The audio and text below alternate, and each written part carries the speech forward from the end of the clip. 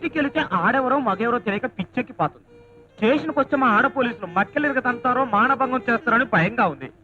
అందుకే ఈ విశాఖపట్నం మొత్తానికి ఇదే సేఫెస్ట్ ప్లేస్ అనిపించి సెల్ సెటిల్ అయిపోయాను. అవును, ఎంతకి నువ్వెవరు? ముగ్గులు పెట్టే మగాడివా, పెగ్గులు కొట్టి ఆడదానివా? వాళ్ళు వీళ్ళెందుకు అయ్యారో వీళ్ళు వాళ్ళెందుకు అయ్యారో తెలుసుకోవడానికి వచ్చిన వీడిని.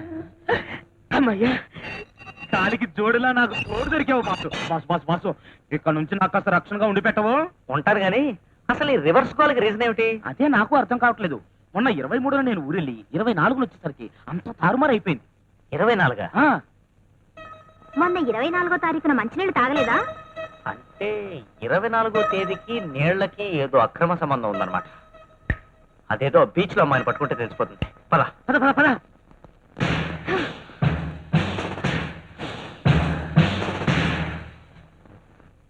వెళ్ళొస్తామంటే